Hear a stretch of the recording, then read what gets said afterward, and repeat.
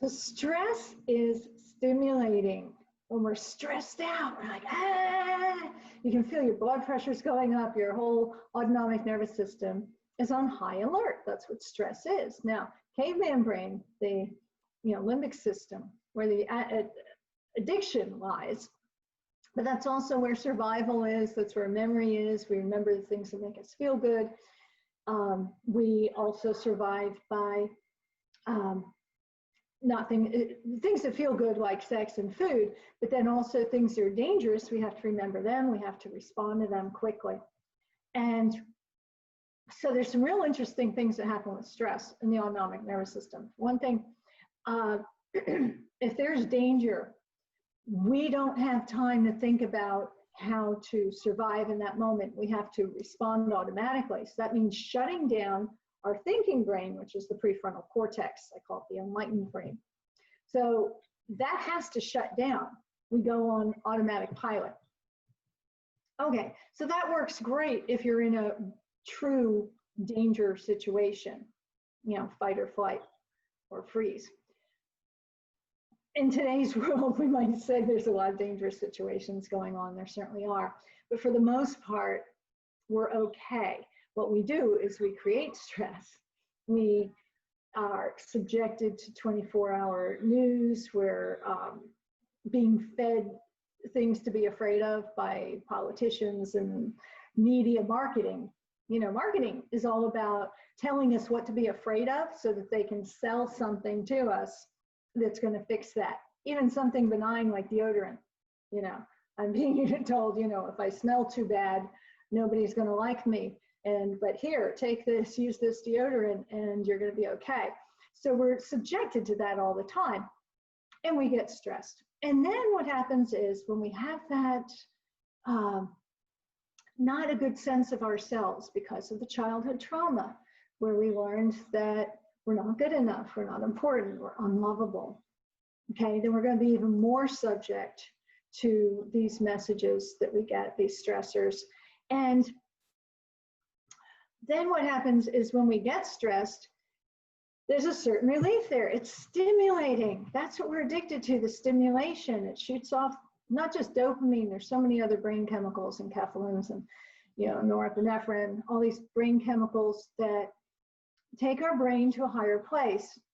Again, in olden days, it was to stay alive. Now it's just because it is what the brain does, and then it resets itself. Because the fact is, when we're afraid of something that doesn't have a resolution quickly, like saber-toothed tiger jumps out, I react, I live, and now I just go my way and keep hunting.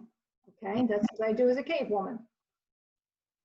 But in today's world, the stress never stops. The stressors, there's just saber-toothed tigers and everything else all around us, at every corner.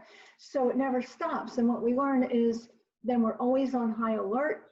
We're always in this state of high stimulation. And so we become addicted to the stress because our brain keeps raising the bar. And so like, this is normal, no, this is normal, this is normal, this is normal, until we're living in a high state of stress all the time.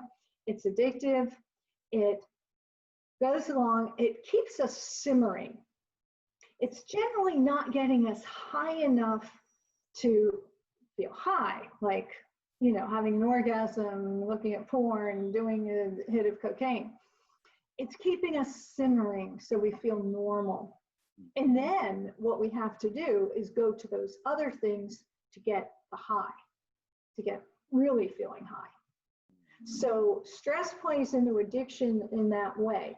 It keeps us simmering and then provides the fertile ground for wanting more, needing something more. And it also provides the excuse, because everybody gets it when you say, this COVID thing, I'm so stressed. I just had to go to work, but then I found out my workmate was tested positive, so I'm so stressed.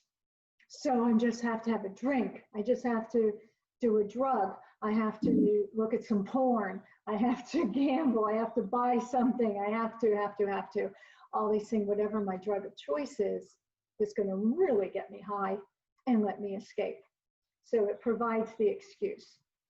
Because remember, we also have the choice to say, okay, I was near somebody that tested positive for COVID, and I was wearing a mask, and I was keeping socially distanced, and I wiped down my workstation and washed my hands. I did everything I can do.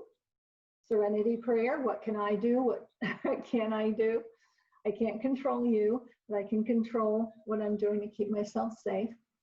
And that's all I can do. So you see, we have addiction recovery. It doesn't matter what the thing is, what the event is, or the source of stimulation. It's how is our brain processing it.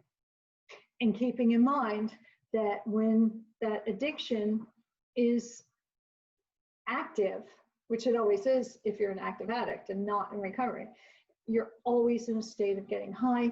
And so you're always impairing your ability to think and make good decisions. Scary stuff.